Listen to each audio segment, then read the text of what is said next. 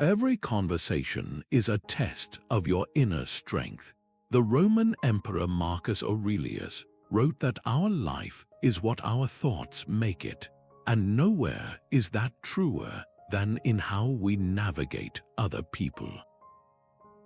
You are about to discover 26 common social mistakes that quietly undermine your character and your peace. This is not about memorizing a list of rules. It is about applying a 2,000-year-old framework of Stoic wisdom to instantly stand out through unshakable virtue and self-control. Why do we so often hand over our emotional state to the words of others? What would happen if you stopped seeking approval and started building an internal fortress of character? What is the one social misstep you suspect might be costing you the most right now? The first and most fundamental social mistake is letting someone else's words or actions dictate your immediate emotional state. This is where the entire Stoic framework begins, with a simple but profound distinction. The ancient teachers called it prohersis, your faculty of choice. It is that tiny, powerful gap between what happens to you and how you decide to respond. Your true power does not lie in controlling every external event. It lives in your command over your own judgments. When a colleague sends a curt email or a family member makes a careless remark, the common instinct is to escalate. You feel the heat rise, the words form on your tongue, the impulse to fire back a reply that matches their energy. This is the social trap. You have handed over your inner citadel to a momentary provocation. Epictetus, a former slave who became a great Stoic teacher, put it plainly. He said, "People are not disturbed by things, but by the views which they take of them." The rude email is just text on a screen. The remark is just a vibration in the air. The disturbance is not in the event itself.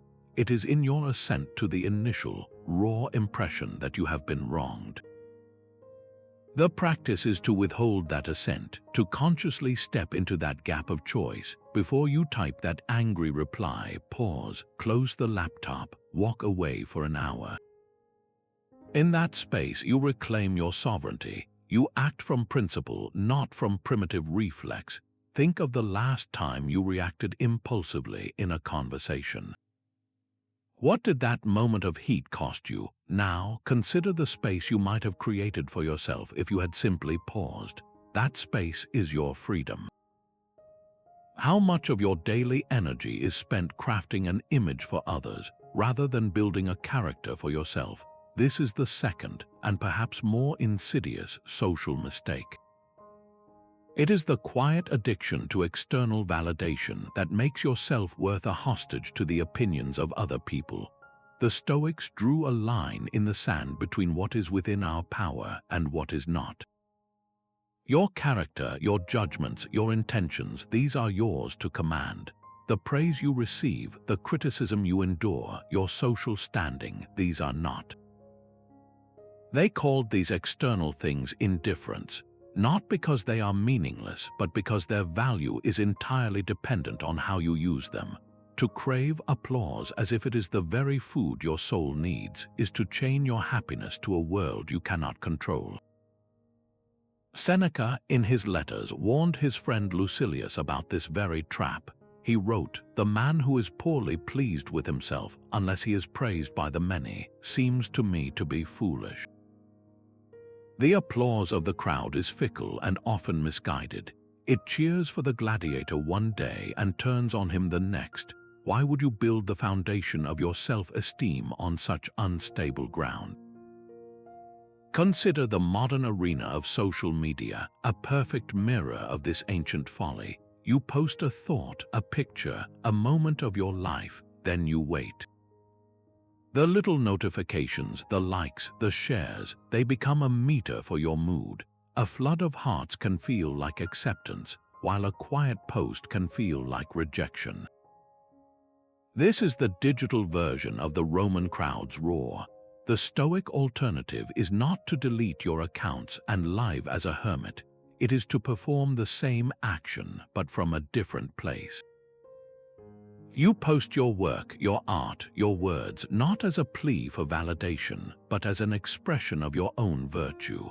You act rightly because it is the right thing to do, not because it might earn you a standing ovation. The result, the likes or the silence, is then received with the same inner calm. It is merely data, not a verdict on your worth. Where in your own life do you feel this reliance on external approval most acutely? Is it in your career, waiting for your boss to notice your hard work? Is it in your social circle, shaping your opinions to fit in? For just a moment, identify that one area. Now ask yourself a different question. What would it look like to act in that same space, but for the sole reason that it aligns with your own principles of excellence, completely detached from the potential for praise or blame? That shift in intention is the beginning of a profound and unshakable freedom. Words are powerful once spoken, they cannot be unspoken, a truth the Stoics understood well. This leads us to the third social mistake, speaking without thinking. For the Stoics, our capacity for speech is directly tied to our capacity for reason, what they called logos. It is the divine spark within us, and to use it carelessly is to betray our very nature. Your words should be purposeful, true, and beneficial. They are not mere sounds to fill a silence, but tools to be wielded with the precision of a surgeon's scalpel. Epictetus gave his students a powerful mental discipline. He said we must have ready to hand the true nature of justice, truth, and good. Before you speak, you must run your words through this threefold filter. Is what I am about to say true? Is it necessary? Is it kind? This is the practice of prolepsis, a preconception of the good that you hold in your mind to guide your every action, including your speech. Consider the common workplace scenario of gossip. A colleague is struggling with a project, and the conversation in the break room turns to speculation about their competence. The easy, automatic path is to join in, to add your own observation, to feel the temporary bond of shared judgment. This is the trap of careless talk. You have traded the integrity of your character for a moment of social connection.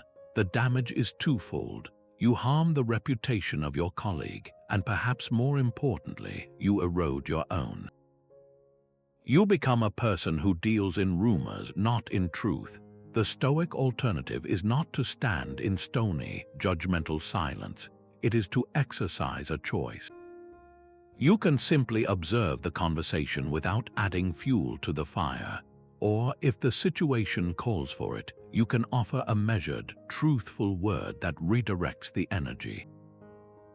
You might say, I am not sure we have the full picture, and I have found them to be dedicated in the past. This kind of speech is both truthful and beneficial. It protects your character and often diffuses the situation. Think back over your conversations in the last 24 hours. Can you recall a single word you uttered that was unnecessary, that was not entirely true, or that was unkind? Do not judge yourself harshly, but simply observe it. That moment of honest recollection is the first step toward reclaiming the power of your speech.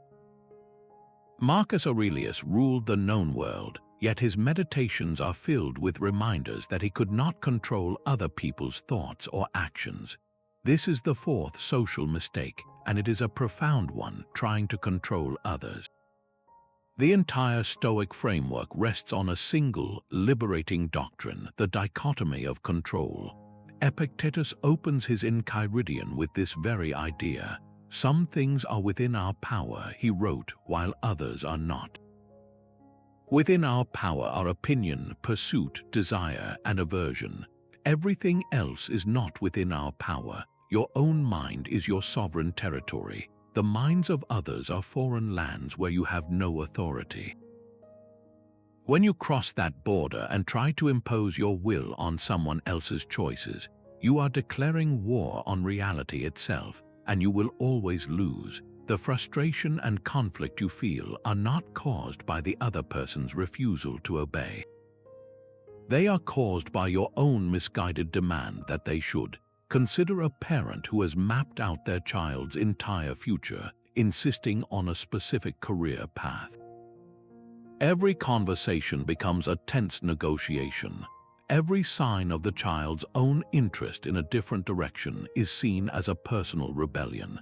The parent is pouring all their energy into a project that is, by its very nature, outside their control. The result is a strained relationship and a deep, lingering anxiety for the parent. Now, picture a manager who micromanages every detail of their team's work. They hover, they correct, they demand constant updates. They believe this control will guarantee a perfect outcome. Instead, it breeds resentment, stifles creativity, and ensures the manager is perpetually exhausted. In both cases, the attempt to control what is not theirs to command drains their peace and damages their connections. The Stoic alternative is to focus with fierce intensity on what is truly yours. You cannot control your child's ultimate career choice, but you can control how you advise them, the support you offer, and the virtue you model. You cannot control every decision your employee makes, but you can control the clarity of your instructions, the fairness of your feedback, and your own commitment to excellence. Your energy shifts from the external, chaotic world of other people's actions to the internal, orderly world of your own character. This is not passive acceptance. It is active, intentional focus on your own sphere of influence.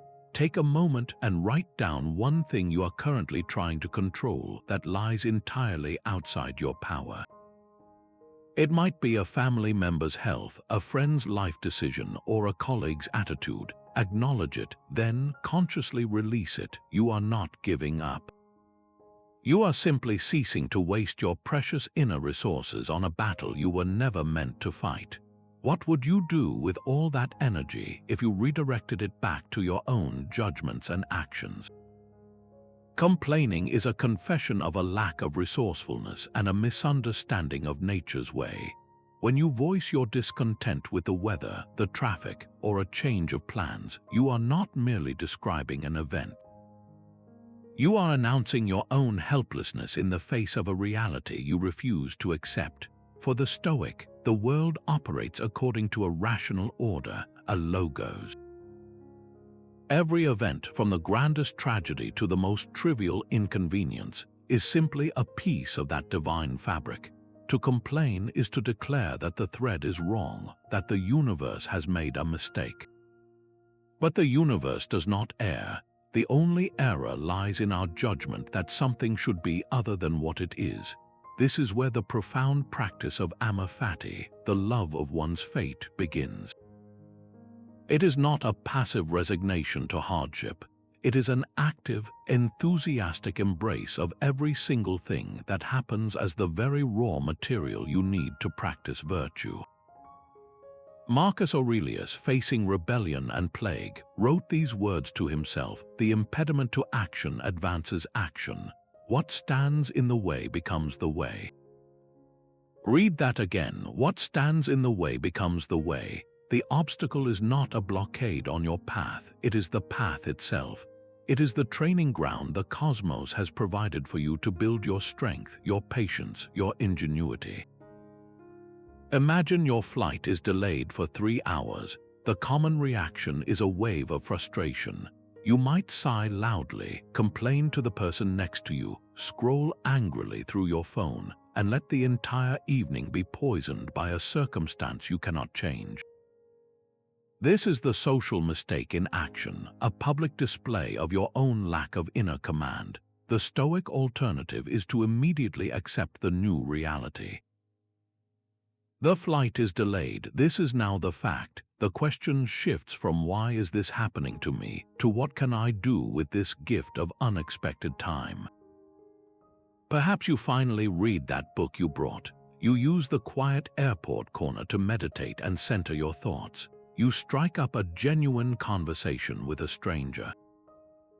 The delay, which was an obstacle to your journey home, becomes the way you found a moment of peace or connection. The external event, the delay, was neither good nor bad. Your use of it determined its value. It became an opportunity to exercise patience, to practice contentment amidst disruption. What minor annoyance is currently nibbling at your peace? Is it the constant construction noise outside your window, the long line at the grocery store? See it for what it truly is, not an interruption to your life, but an invitation. It is your personal, custom-made gym for building the muscle of resilience. How will you choose to use it? Does discussing someone else's private life or mistakes truly make your own character better or your life more virtuous?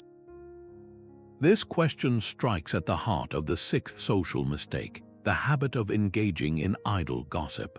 For the Stoics, this is not a minor breach of etiquette. It is a direct violation of the cardinal virtue of justice. Gossip is an act of injustice because it harms the reputation and social standing of another person without cause or benefit. It tears at the fabric of community, turning potential allies into objects of judgment and scorn.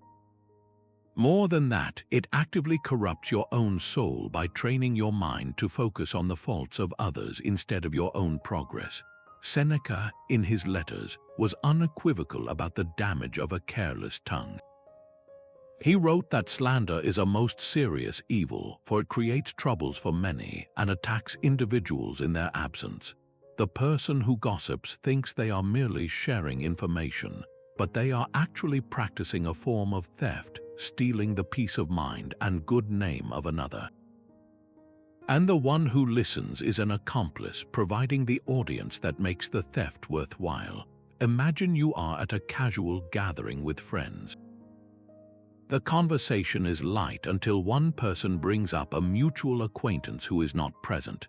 They mention a recent mistake that person made, a failed project or a personal struggle.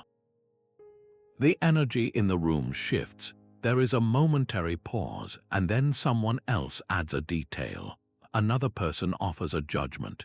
You feel the pull to contribute, to share your own observation, to feel included in this circle of shared knowledge.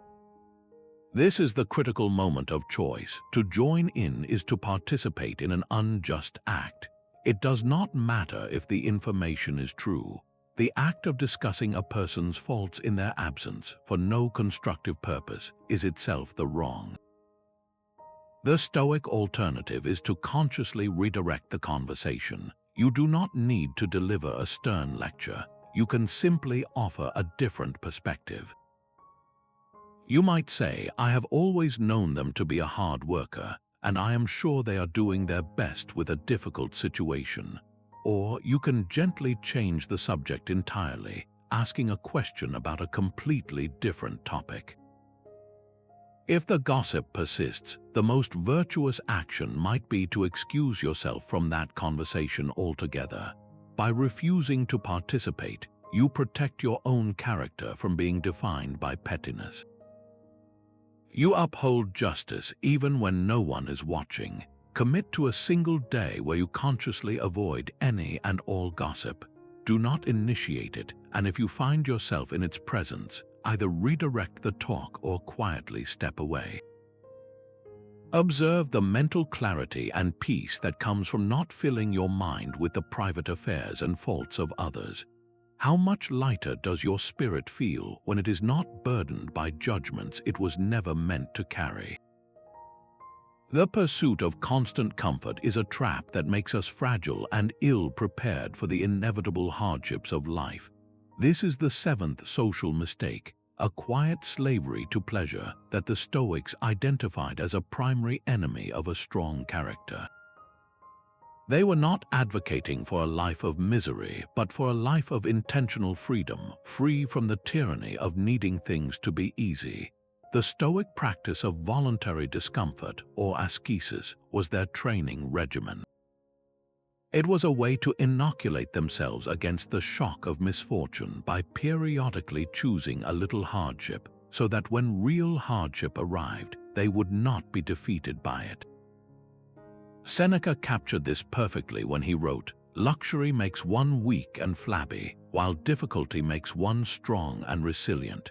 He argued that to be always at ease is to be unprepared for the world, which will never always cater to your desires. Think of the modern reflex to avoid a difficult but necessary conversation. You feel the tension with a friend or coworker, but the thought of the confrontation is so uncomfortable that you choose silence. You opt for the temporary peace of avoidance over the temporary discomfort of resolution. In that moment, you are choosing the soft option, and with each such choice, your social courage atrophies. The same pattern plays out with physical comfort. The alarm rings for a morning run, but the bed is warm and inviting. Hitting the snooze button feels so much better than the cold air and the burning lungs. Yet, that single act of choosing ease over discipline is a vote for a weaker version of yourself. These are not just personal choices, they are social ones. They determine whether you show up in your relationships and your work as someone who can handle pressure, or as someone who crumbles at the first sign of strain. The Stoic alternative is to occasionally and deliberately choose the harder path. It is to take the cold shower not because you enjoy it, but to prove to yourself that you can endure it. It is to have that difficult conversation not because it is fun, but because it is just and necessary. This practice builds an inner resilience that makes you a more dependable friend, a more composed professional, and a far less anxious human being. What is one small, daily comfort you can consciously give up this week? Perhaps it is that second dessert, the elevator for one flight of stairs, or the instinct to scroll on your phone during a moment of boredom. This voluntary act of temperance is not about punishment. It is a quiet declaration of independence, a small workout for your soul that prepares you for the day when life demands real strength. We often overestimate how much other people are thinking about us, a misjudgment the Stoics aim to correct.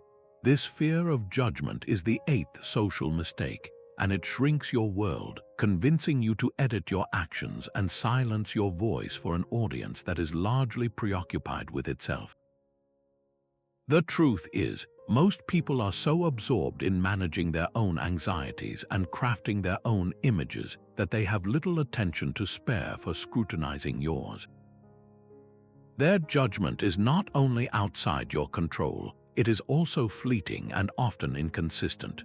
For the Stoic, the only opinion that holds any weight is the one that aligns with living according to nature, which means living with virtue.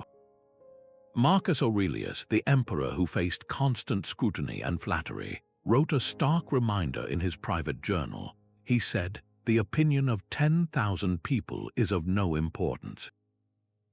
He was not saying this out of arrogance, but from a profound understanding of reality. Those 10,000 voices would change their tune tomorrow, swayed by new rumors or fresh attractions. To anchor your self-worth to that chaotic chorus is to tie your boat to 1,000 different drifting buoys. It will pull you apart. Consider the visceral anxiety of public speaking. Your palms sweat, your heart pounds. In that moment, your entire focus is on the faces in the crowd, the potential for disapproval, the fear of a single frown. You have handed your inner state over to a room full of strangers. The Stoic shift is to redirect your focus entirely onto the act itself. Your task is not to receive a standing ovation. Your task is to communicate your message with clarity, integrity, and courage. The virtue lies in the effort, in the willingness to stand and deliver something of value. The applause or the silence is merely an external event and indifferent. It has no power to define the quality of your character, which was demonstrated the moment you chose to speak with purpose.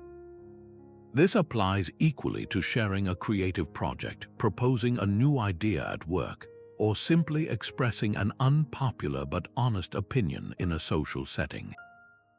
The liberation comes when you act for the sake of the right action itself, not for the reaction it might provoke.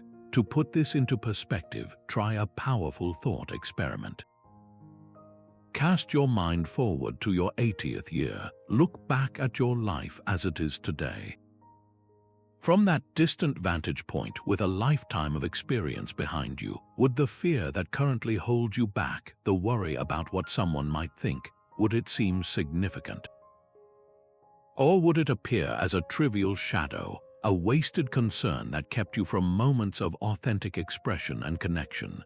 That future self, wise and weathered, would likely urge you to care less about the spectators and more about the integrity of your own performance on the stage of life. Holding a grudge is like drinking poison and expecting the other person to die, a sentiment the Stoics would have recognized as profoundly irrational. When someone wrongs you, the common instinct is to retaliate, to make them feel the same pain they caused you. But the Stoic framework reveals this as a fundamental error in judgment. The person who harmed you did so because of their own flawed reasoning, their own ignorance of what is truly good. To answer their error with your own anger is simply to add a second mistake to the first. You are now compounding the damage not to them but to your own soul. Seneca, in his powerful work on anger, described this emotion as a brief madness. He argued that the wise man is not wounded by an insult, for he knows his worth cannot be diminished by another's words. The insult, like the wrong itself, is an external event. It is a piece of data about the other person's character, not a verdict on your own. Your peace of mind is far too valuable to be traded for the fleeting, bitter satisfaction of revenge. Imagine a scenario where a trusted business partner abruptly dissolves your partnership and takes a major client with them. The initial shock gives way to a cold, simmering rage. You spend nights plotting how to undermine their new venture, how to turn mutual contacts against them. You are consuming your own mental energy, your creativity, and your peace, all in the service of a plan that may never even succeed.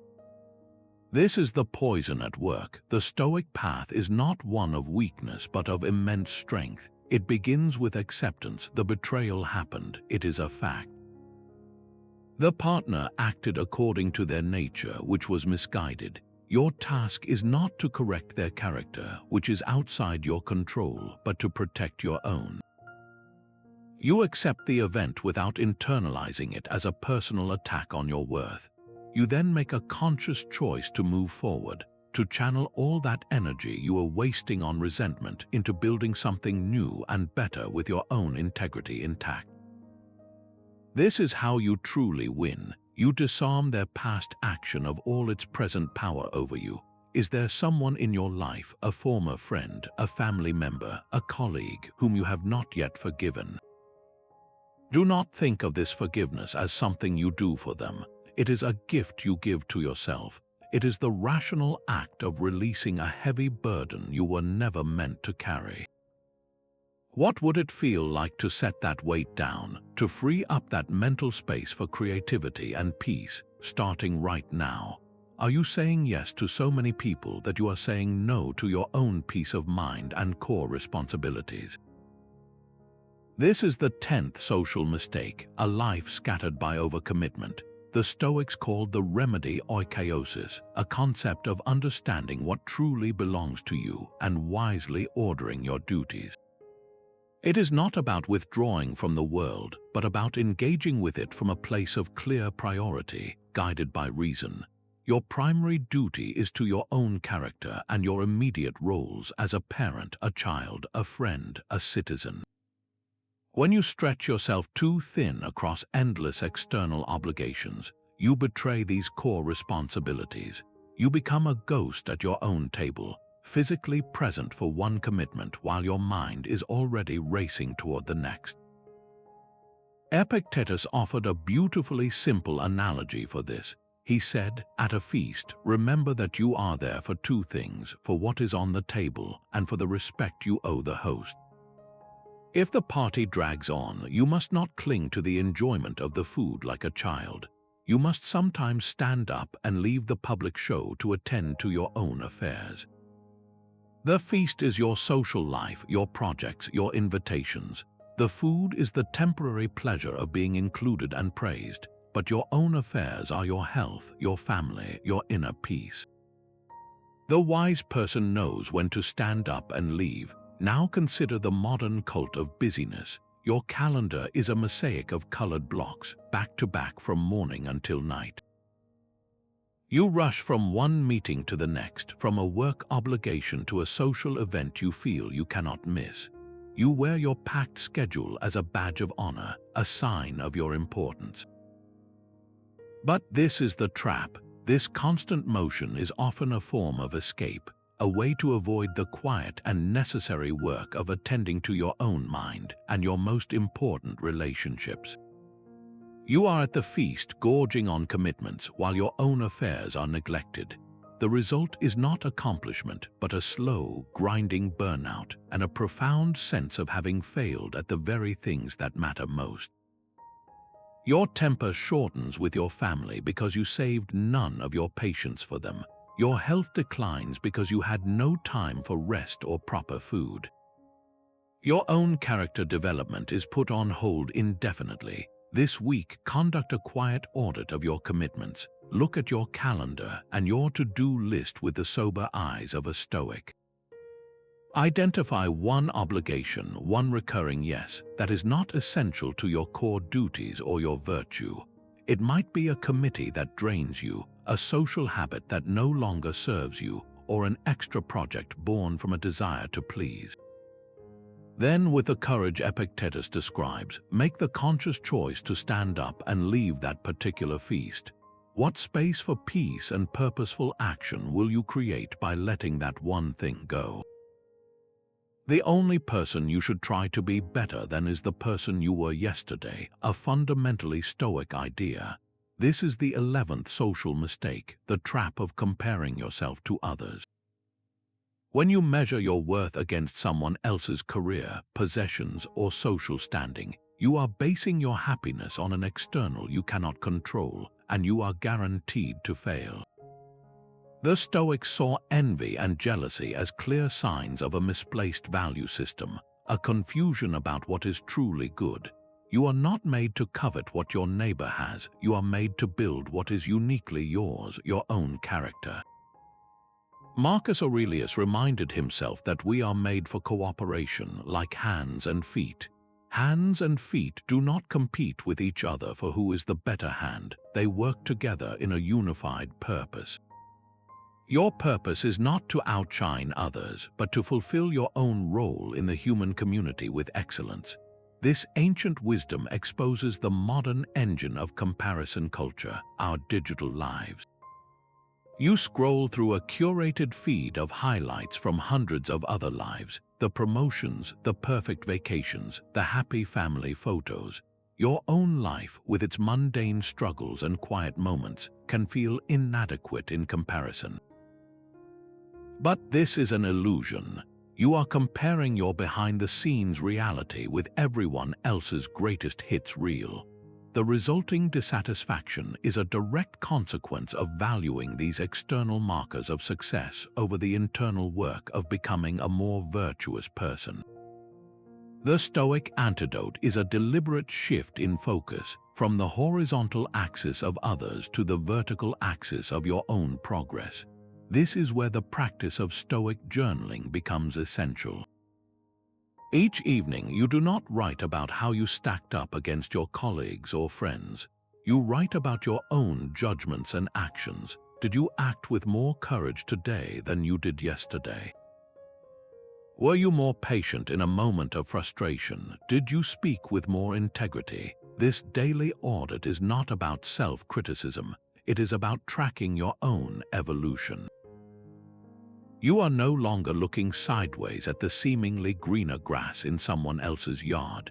You are focused on tilling and nurturing the soil of your own character. Right now, take a mental inventory of your last month. Can you identify one single way you have genuinely improved compared to the person you were 4 weeks ago? Perhaps you managed your temper better in a difficult situation, or you finally started a small, healthy habit you had been putting off, or you chose to listen more and speak less. That small, internal victory is your true measure of success. It is a piece of progress that no one can take from you, and it is infinitely more valuable than any trophy of social comparison. We have 2 ears and 1 mouth so that we can listen twice as much as we speak, a principle the Stoics would have endorsed for rational discourse. This points directly to the 12th social mistake, failing to listen actively. The Stoics called the foundational practice behind this prosauch a vigilant attention to the present moment. In conversation, this means your full awareness is directed toward the person speaking, not on the reply you are already composing in your mind. When you are merely waiting for your turn to talk, you are not engaged in dialogue, you are performing a monologue with an intermission. You miss the subtle cues, the underlying emotions, and the actual meaning behind their words. You are present in body, but your mind is elsewhere, and this division is a failure of your core faculty of attention. Epictetus, with his characteristic clarity, pointed to the very design of our bodies as a lesson. He said that nature gave us 1 tongue but 2 ears so that we might hear more and speak less. This is not just a quaint observation, it is a practical guide to wisdom. To listen is to gather information about the world and about other souls, information that is essential for making just and reasoned judgments. When you fail to listen, you are essentially choosing to remain in ignorance and then acting from that ignorant place. Imagine a simple, everyday argument between partners. One is describing a frustrating day at work, detailing a difficult interaction with a boss. The other person, instead of absorbing the story, is already formulating a solution, ready to jump in with advice on how to handle the situation better. The speaker does not feel heard, they feel managed. The conversation escalates into a conflict about not being understood, which was the real issue all along. The opportunity for genuine connection and support was lost because one person prioritized their own impulse to fix things over the simple, human act of witnessing another's experience. The Stoic art of listening transforms this dynamic. You enter a conversation with the primary goal of understanding the other person's perspective, their logic, and their emotional state. You ask clarifying questions not to challenge but to see their world more clearly. You resist the powerful urge to interrupt, to correct, to one-up their story with one of your own.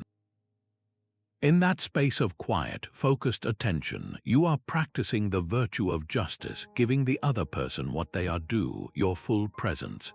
Your response, when it finally comes, will then be born of true comprehension rather than hasty reaction. For the rest of today, choose just one conversation.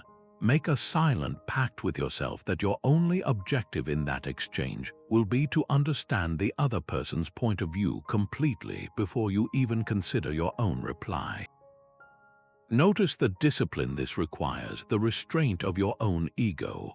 What deeper insights about their character and your own patience might you uncover in that generous silence? Is your primary motive in a social situation to be of service and act virtuously, or to be seen and admired? This question uncovers the 13th social mistake, acting from a desire to impress.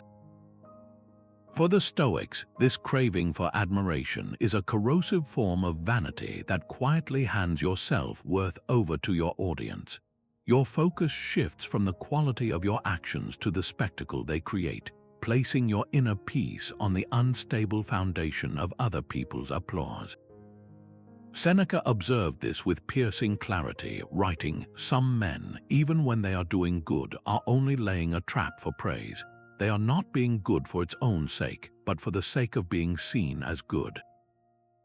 This is the fundamental difference between virtue and performance. One builds an unshakable character, while the other builds a fragile reputation that must be constantly fed. Consider the modern symbol of an expensive luxury car. There is nothing inherently wrong with the object itself, but the Stoic would question the intention behind its purchase. Is it bought for its utility and reliability, a tool for your life's work, or is it primarily a rolling billboard for your success, a desperate signal to neighbors and strangers that you have arrived? The first motive is grounded in your own judgment of value. The second is a plea for external validation, a confession that you do not feel worthy without the shiny proof. This same pattern plays out in countless smaller ways. You might offer to help a colleague with a project, pause and examine the impulse. Is it born from a genuine desire to lighten their load and contribute to a shared goal?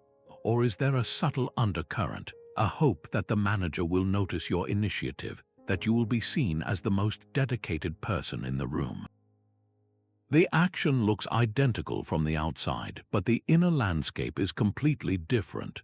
One is an act of service, the other is a transaction where you trade your effort for potential social currency. The Stoic alternative is to perform the very same action, but to purify the motive. You help your colleague because it is the right thing to do, because cooperation is a human good. You buy the car for its function if that is your rational need. You detach completely from the outcome of how your action is perceived. The reward is in the act of doing good itself, not in the credit you receive for it. This is how you reclaim your freedom. You are no longer a performer anxiously reading the reviews. You are an artisan focused solely on the integrity of your craft. Think of one significant action you took in the last week. It could be a contribution at work, a gift you gave, or an opinion you voiced. Now, with brutal honesty, assess the percentages. What portion of your motivation was about genuinely doing good, and what portion was secretly about looking good? You do not need to change anything, just observe the mixture. That moment of clear-eyed self-awareness is the first step toward aligning your actions with a deeper, more resilient source of worth. The past is gone. The future is uncertain. The only time we have any power is in the present moment, a truth central to Stoic practice. This is the 14th social mistake, neglecting the present, and it is a profound failure to use the one sliver of reality you can actually influence. The Stoics called this vigilant attention prosoph, a continuous mindfulness that anchors you in the here and now. Anxiety is just your mind living in a future you cannot control, and regret is your mind trapped in a past you cannot change. Both are forms of absence, a retreat from the only arena where you can possibly act with virtue. When you are with another person, this lack of presence is not just rude, it is a theft. You are stealing from them the gift of your full attention, and you are stealing from yourself the opportunity for a genuine connection. Marcus Aurelius instructed himself to concentrate on every minute as if it were your last. He was not being morbid but intensely practical. When you treat a moment as potentially final, its value becomes blindingly clear. You would not waste your last conversation with a loved one by mentally rehearsing a work email or scrolling through a feed of strangers' lives. You would drink in the sound of their voice, notice the light in their eyes, and offer your complete and undivided self. That is the standard of engagement the Stoics aspired to in every interaction. Consider the modern scene of a group of friends at a dinner table. The conversation flows, but one person's phone is on the table, a persistent temptation. A notification glows and their eyes flicker down. Their fingers tap out a quick reply. Physically, they are present, but their consciousness has been hijacked by a digital ghost. A story is shared, a laugh goes around the table, and they miss it entirely. They have chosen a trivial connection elsewhere over the rich, textured reality happening right in front of them. This fracture is the social cost of a wandering mind. The practice to repair it is deceptively simple but requires immense discipline. For just the next 60 seconds, wherever you are, stop everything. Close your eyes if you can. Bring your awareness entirely to your immediate senses. What are 3 distinct sounds you can hear? Notice the weight of your body in the chair, the feel of the air on your skin. Observe the play of light and shadow behind your eyelids without judgment. For that 1 minute, there is no past to regret and no future to fear. There is only this single, sovereign point in time. This is the gym for your faculty of attention. When you return to your social world, you carry that quality of focus with you. You listen not to reply, but to understand. You see the person in front of you not as an audience for your own performance, but as a complete human being worthy of your entire presence. What deeper truths about your relationships and your own peace might you discover when you finally decide to show up fully for the only moment that ever truly exists? To be offended is a choice you make. The Stoics trained themselves not to make that choice lightly. This is the 15th social mistake, and it rests on a radical truth. An offense is not given, it is taken. It is an act of your own judgment, a decision to label someone else's words or actions as a personal slight. Your rational faculty, the very core of your being, has the ultimate power to withhold its assent from that initial, stinging impression.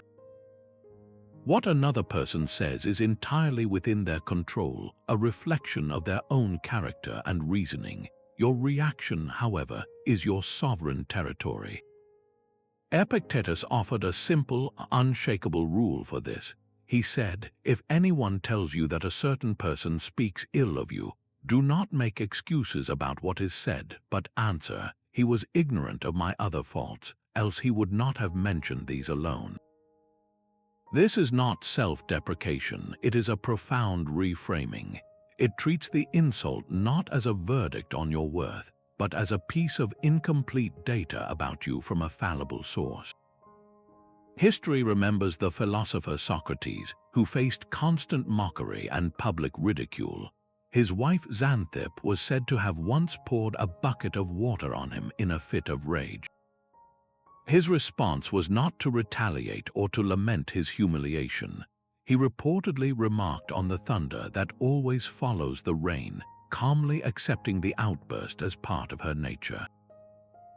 He did not take her action as an offense that could diminish him, and in that choice he demonstrated a freedom that his accusers could not comprehend. Consider a modern scenario. You are in a team meeting and you share an idea you have been developing for weeks. A colleague, perhaps distracted or simply clumsy with words, dismisses it with a casual that seems a bit naive given the market data. The initial sting is sharp, your face flushes, you feel the heat of embarrassment and the cold grip of anger.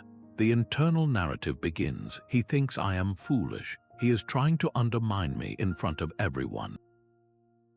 For the rest of the meeting, you are not listening, you are rehearsing your defense or plotting a subtle retaliation. This emotional turmoil is the cost of taking the offense. The Stoic alternative begins the moment you feel that sting. You pause and step into the gap of choice. You question the initial impression. Is his comment an absolute and final truth about my idea, or is it one person's opinion voiced poorly? Was his intention truly malicious, or was he simply being tactless? You realize you cannot know his mind, only your own. You can choose to label his words as an unworthy insult and suffer, or you can choose to see them as feedback, however poorly delivered, and decide if there is any useful data within it to refine your proposal. Your calm, unruffled response, perhaps a simple, "I would be interested to hear your specific concerns about the data," then becomes an act of strength, not weakness. It demonstrates that your peace of mind is not so easily shaken, that your self-worth is not contingent on the approval of every person in the room. Think back to the last time you felt genuinely offended. Sit with that memory for a moment. Now ask yourself two Stoic questions. Was my judgment that this was a grave personal insult absolutely and undeniably true? And was holding onto that feeling of offense necessary for my peace or my character? The space between the question and your answer is where your freedom resides. Does recounting your misfortunes and hardships actually improve your situation, or does it merely reinforce a sense of powerlessness? This is the 16th social mistake, the seductive trap of indulging in self-pity. For the Stoic, this is not a minor emotional lapse, it is a fundamental refusal to accept reality and to exercise the agency you always possess. Self-pity is the story you tell yourself that you are a passive object of fate, rather than an active participant with the power to choose your attitude. It is a surrender of your most basic human faculty, your proherses, your power of choice. The great teacher Epictetus, who was born into slavery, understood this more deeply than most.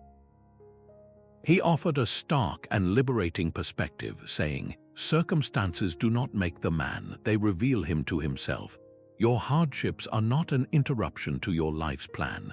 They are the very curriculum designed to show you who you are and what you are made of." When you fall into self-pity, you are failing the test before you have even picked up the pencil. Consider two individuals facing the exact same external event, an unexpected job loss. The first person falls into a spiral of despair. They spend their days recounting the injustice to anyone who will listen, detailing every way the company wronged them, and mourning the security they have lost. Their story is one of victimhood, and with each retelling, they feel more powerless and more resentful. Their world shrinks, defined entirely by this single setback. Now observe the second person. The initial shock is the same, but their internal response is different. They accept the reality of the situation without adding a layer of tragic narrative. They acknowledge the financial pressure and the fear, but they do not let those feelings define their entire being. They ask the Stoic question, "What is within my power here?" I cannot change the fact that I was let go, but I can control my response. I can update my resume. I can reach out to my network. I can view this not as an ending, but as a forced opportunity to pivot into a field I have always been curious about. The external circumstance is identical, but the internal world of the second person is one of agency and quiet determination. Their character is being revealed as resilient and resourceful. Your own difficulties, whether large or small, are your personal curriculum. The next time you feel the pull to recount your troubles in a way that reinforces your powerlessness, pause. Identify one current challenge that feels like a heavy burden. Now consciously reframe it. Do not see it as a tragedy inflicted upon you. See it as a test, a specific, custom-designed gymnasium where you have been sent to build the muscle of your resilience. What action, however small, can you take right now that would be a passing grade on this test? That single step forward is your declaration that you are not a victim of your story, but the author of your response. A person who is always the subject of their own stories often has little interest in the stories of others, a sign of an underdeveloped social character. This is the 17th social mistake, speaking too much about yourself. At its core, this habit reveals a quiet insecurity, a belief that your own experiences must be constantly validated and displayed to feel significant. The Stoic, grounded in the secure knowledge of their own worth, has no such need. They enter a conversation not as a performer, but as a student of human nature, eager to learn from the unique perspective of every person they meet. Seneca advised his friend on this very point, writing, "Listen to all, but be slow to speak. For the wise man," he explained, "is one who seeks to understand before seeking to be understood." The goal is not to erase yourself from the dialogue, but to ensure your contributions serve the common good of the conversation, not just the narrow interest of your own ego. Picture a dinner party where one guest dominates the flow. Every topic circles back to their own achievements, their travels, their opinions. They are a monologue in a world designed for dialogue. While they may believe they are captivating the room, the social signals they are actually sending are of self-absorption and a lack of curiosity. The other guests slowly disengage, their own stories and thoughts deemed unworthy of air. The conversation becomes a lecture, and the shared connection that could have been built evaporates.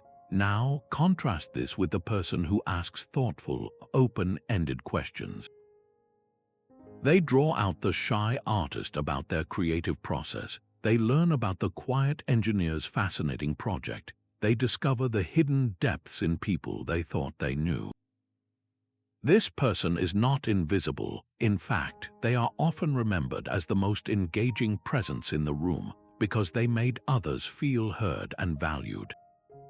Their focus on the common good of the group elevates the entire social experience. For your next meaningful conversation, set yourself a quiet, internal challenge. Aim for a balance where you are speaking about yourself only 30% of the time, and dedicating the other 70% to asking questions and actively learning about the other person. This is not a rigid formula, but a guiding principle to shift your orientation from broadcaster to curious investigator. What surprising truths about the people in your life might you uncover when you finally grant them the generous space to share them? The Stoics were not pessimists. They were realists who regularly contemplated worst-case scenarios to rob them of their power to disturb. They called this powerful exercise Premeditatio Malorum, the premeditation of evils. It is not about fearing the future, but about vaccinating your mind against it. By deliberately visualizing potential losses and hardships, you drain them of their element of surprise. When a challenge then arrives in reality, it feels familiar, almost expected, and you can meet it with reason rather than panic. Seneca captured the essence of this practice perfectly when he wrote, "We suffer more often in imagination than in reality." Our anxious minds spin elaborate tales of disaster, but the actual event, when it comes, is almost always more manageable than the terrifying phantom we created. Premeditatio is the act of confronting that phantom in the safety of your own mind, so that its shadow no longer looms over your present peace. Imagine you are about to enter a crucial negotiation for your business. The common, untrained approach is to visualize only success, to picture the handshake and the signed contract. But what if the other party refuses your terms? The Stoic prepares for this possibility not by dreading it, but by rehearsing it. You sit quietly and visualize the moment they say no.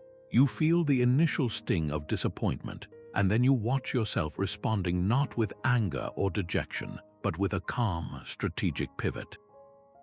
You mentally walk through your alternative proposals. You see yourself maintaining your composure and your respect for the other person. When you walk into that room, you carry a profound confidence, not because you are sure of victory, but because you are no longer afraid of failure. You have already lived through the worst-case scenario in your mind and discovered that you can handle it with courage. This practice also has a beautiful side effect. It dramatically increases your gratitude for what you have right now. By mentally rehearsing the loss of your health, your job, or a loved one, you are momentarily shaken into a deep appreciation for these gifts.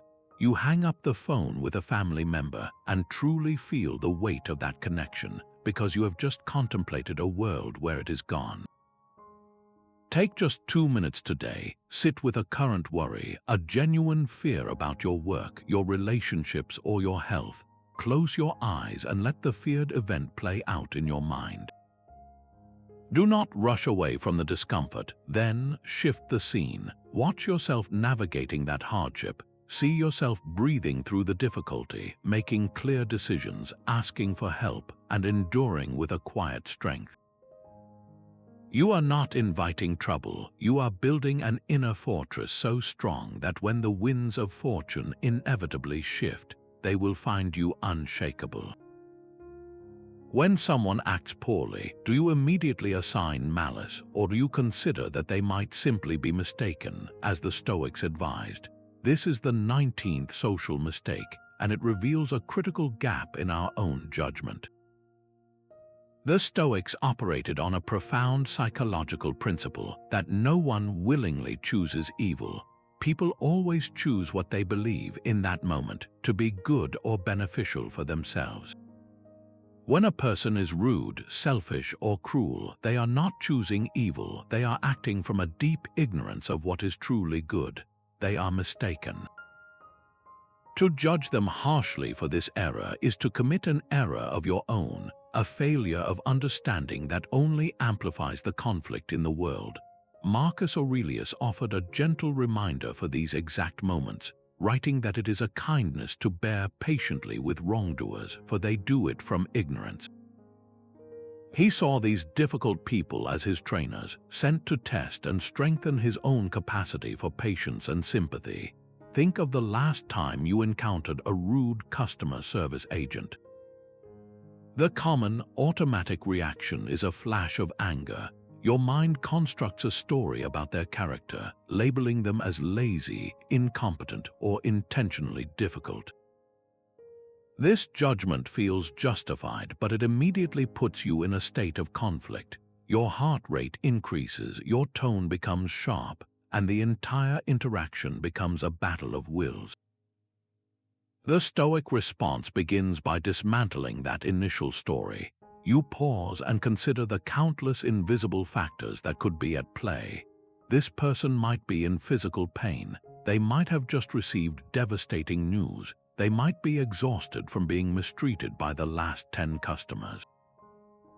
Their behavior is not an attack on you personally.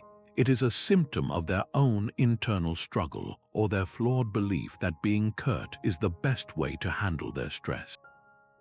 Your calm, patient demeanor in the face of their rudeness is not a sign of weakness.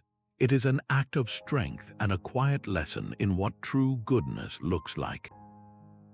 You refuse to answer their ignorance with your own. For the rest of today, choose one person you feel a strong urge to judge. It could be a politician on the news, a slow driver in front of you, or a co-worker who snapped at you. Instead of cementing your judgment, practice the Stoic art of sympathy. Ask yourself, what mistaken belief about the good could be driving their behavior? What pain or ignorance might I be witnessing?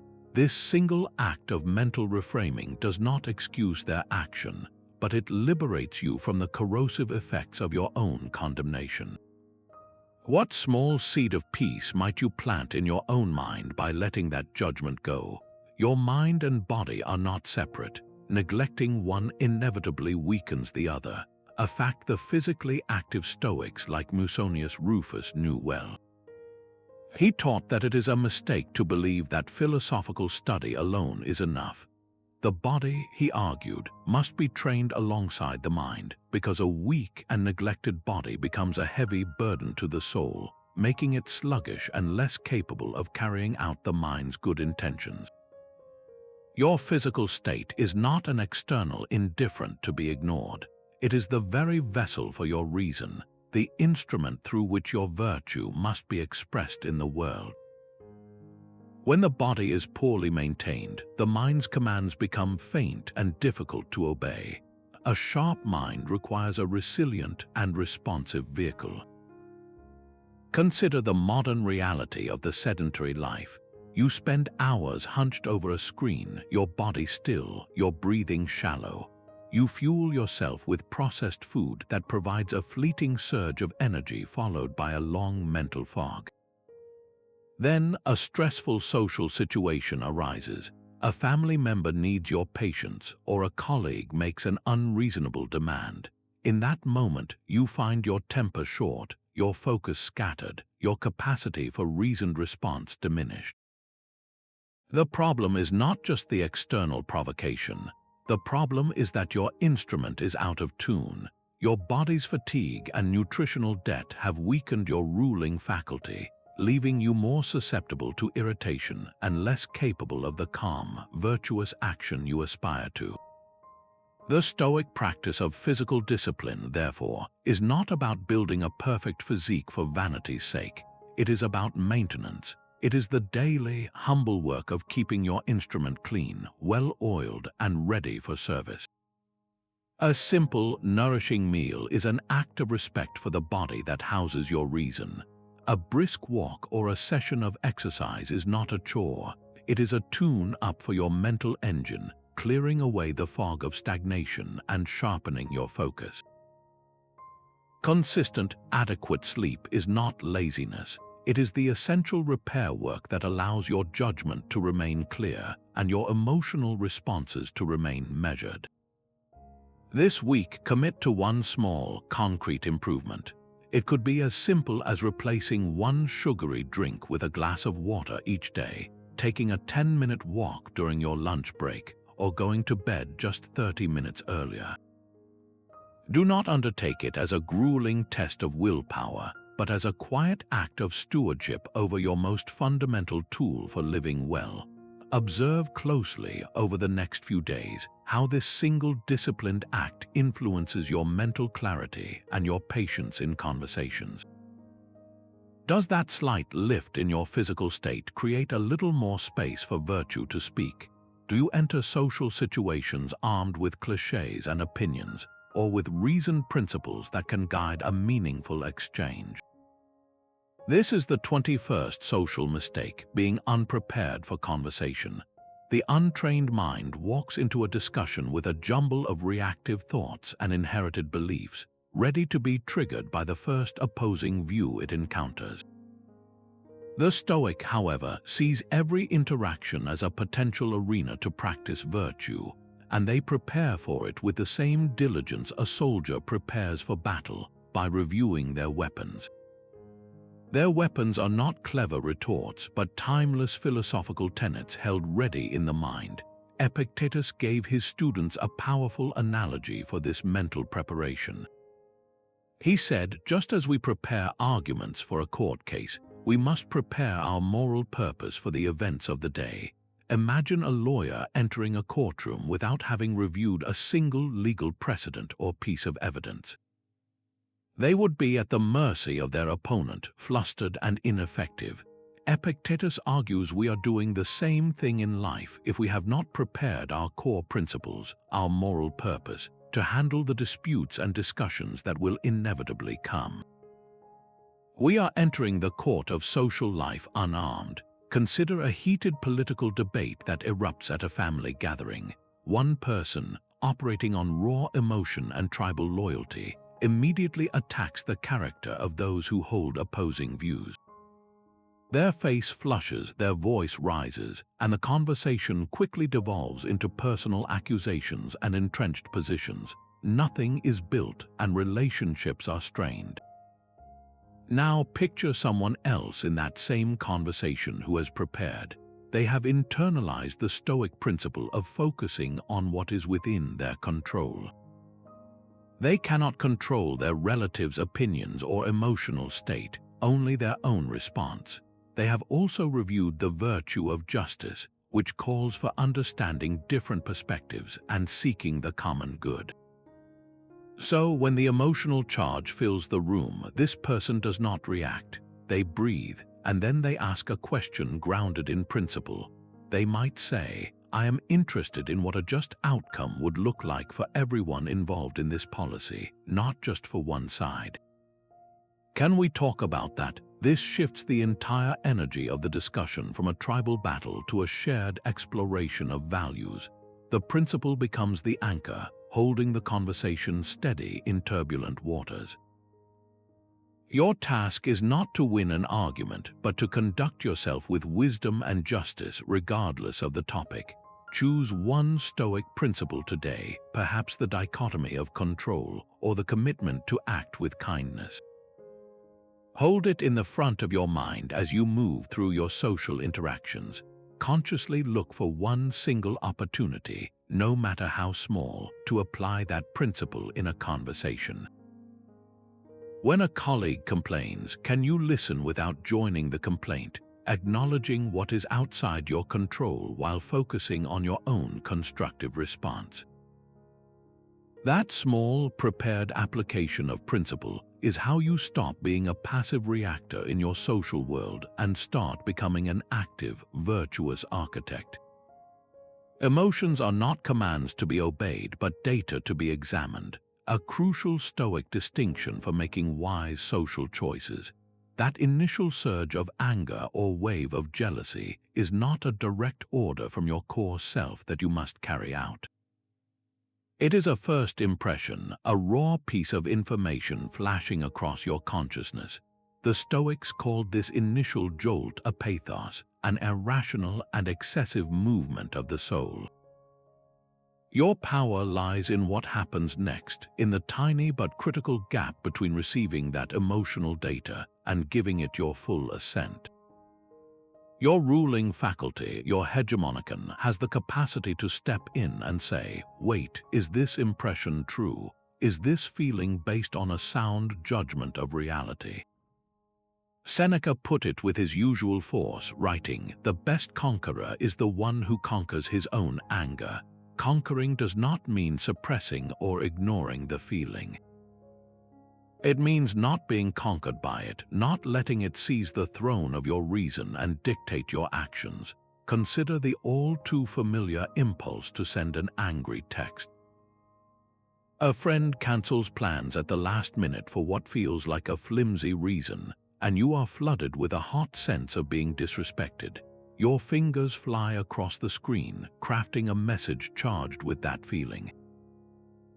This is the moment of surrender. You have mistaken the emotion for a command. The Stoic practice is to physically put the phone down. You name the emotion silently to yourself.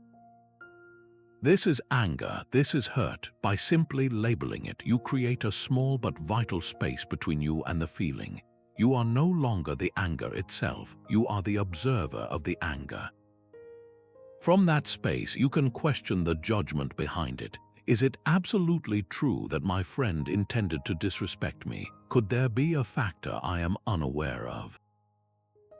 Is sending this text the most virtuous way to handle my disappointment? This pause is not passive, it is the most active and powerful choice you can make.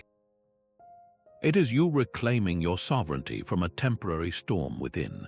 The next time a strong social emotion arises, whether it is anxiety before a party or envy at a colleague's success, try this simple act of naming it. Just whisper to yourself, "This is jealousy," or "This is social fear." In that tiny declaration, you are not the emotion's puppet. You are the one holding the strings, and you can choose to gently set them down. If you haven't defined what success means to you on your own terms, you have likely accepted a definition imposed by society, a recipe for perpetual dissatisfaction. This is the 23rd social mistake, and it quietly hands the reins of your life over to a chorus of external voices, none of whom have to live with the consequences. The Stoics offered a radical and liberating alternative. For them, a successful life was not measured by the wealth in your coffers, the title on your door, or the applause you received. It was measured by a single internal metric, the quality of your character and your life lived in accordance with nature and virtue. Your net worth says nothing about your worth as a human being.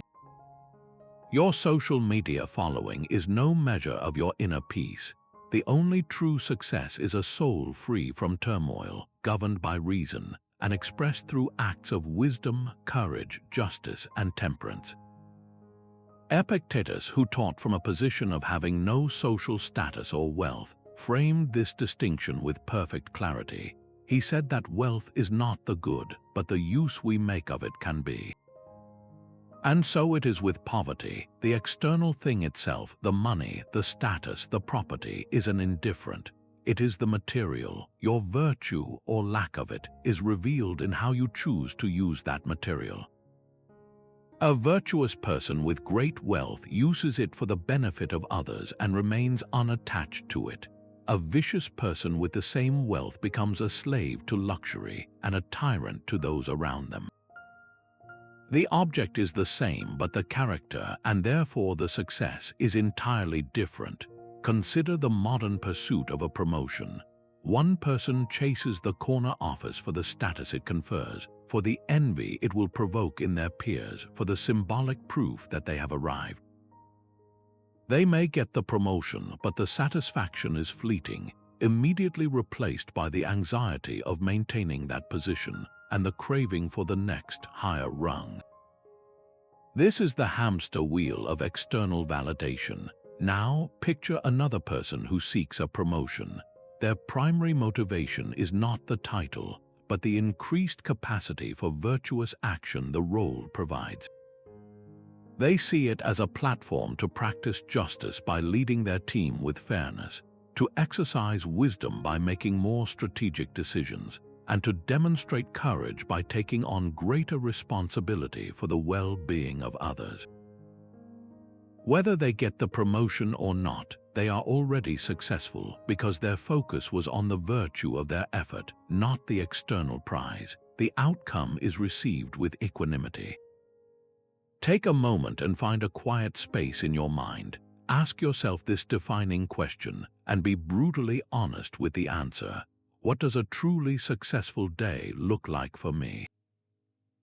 Do not list the external outcomes, the emails answered, the money earned, the tasks checked off. Define it entirely in terms of the virtues you practiced. A successful day is one where I acted with patience when my child was frustrating. It is a day where I had the courage to voice a difficult but necessary truth to a colleague. It is a day where I chose temperance and did not overindulge in food or entertainment. It is a day where I extended kindness to a stranger for no reason other than it was the right thing to do. Write that internal definition down. Keep it where you can see it. This is your new, unshakable measure of a life well lived, a measure that no one can ever take from you. Peace at any price is not peace but capitulation, and the Stoics valued justice and truth over mere pleasantness. This leads us to the 24th social mistake, avoiding necessary conflict. We often confuse the Stoic virtue of tranquility with a passive desire to avoid all friction, but this is a profound misunderstanding. True tranquility is the result of a soul living in harmony with virtue, and sometimes virtue demands that you stand for what is right, even when your voice shakes. To remain silent in the face of injustice or untruth simply to be liked is not a form of peace, it is a form of cowardice. It is a betrayal of your own reason and your duty to the common good. The Stoic virtue of courage is not the absence of fear, but the judgment that something else is more important than fear.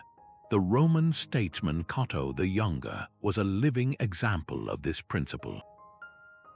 He stood almost alone in the Roman Senate, relentlessly opposing the corruption and rising tyranny of Julius Caesar. He knew his stance made him enemies. He knew it was the harder path, but he chose it because his commitment to the Republic and its laws was more important to him than his personal comfort or safety. Plutarch wrote that Cato did not always please men in his conduct, yet he always did what he thought was right. This is the essence of Stoic courage, to act from principle, not from a desire for popularity. Consider a friend who is clearly on a self-destructive path, perhaps with their finances or a toxic relationship. The easy, comfortable path is to say nothing. You tell yourself it is not your place, you do not want to cause drama, you fear they will get angry and push you away. So you offer a sympathetic ear but never the difficult truth. This silence, while comfortable in the short term, is not an act of friendship. It is an abandonment of your duty to care for their well-being. The The courageous Stoic path is to initiate a caring but direct conversation. You choose a private moment and speak from a place of genuine concern, not judgment. You might say, "I value our friendship too much to stay silent, and I am worried about the pattern I see." This is risky. They might become defensive. The conversation will be uncomfortable, but you have chosen the temporary discomfort of truth over the lasting regret of complicity. You have placed the virtue of justice and care above the desire for pleasantness.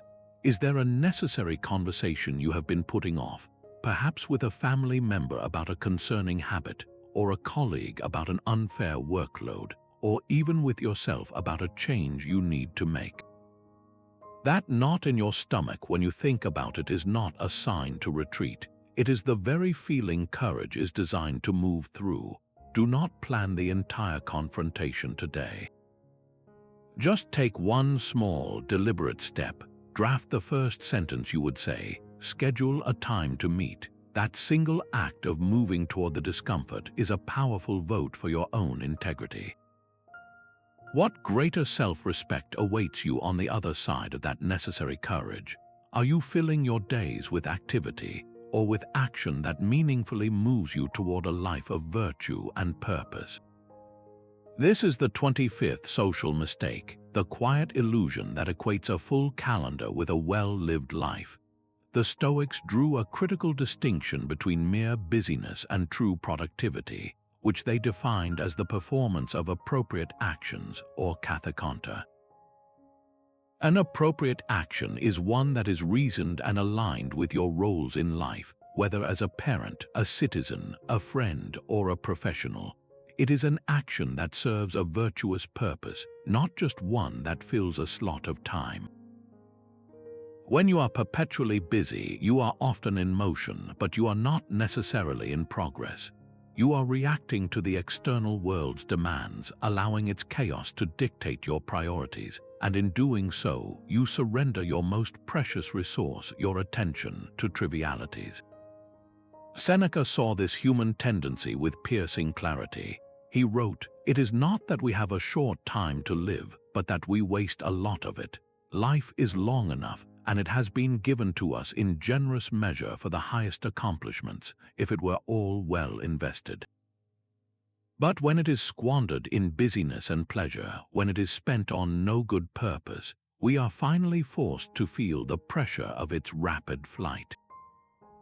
We are not losing time, we are misplacing it, pouring it into a bottomless vessel of distraction. Consider the typical modern workday, a frantic dance of reactivity. Your inbox pings and you drop your focused work to answer. A notification flashes and your train of thought is derailed. You rush from one meeting to the next, your to-do list growing longer, yet at the end of the day you feel a hollow exhaustion. You were busy, constantly in motion, but what did you actually produce? What virtue did you practice? You may have answered 100 emails, but did you do the one thing that required real courage, like having that difficult strategic conversation? You may have crossed off 20 minor tasks, but did you make meaningful progress on the single project that aligns with your core duty and purpose? The busyness was a seductive shield, protecting you from the more demanding work that actually matters.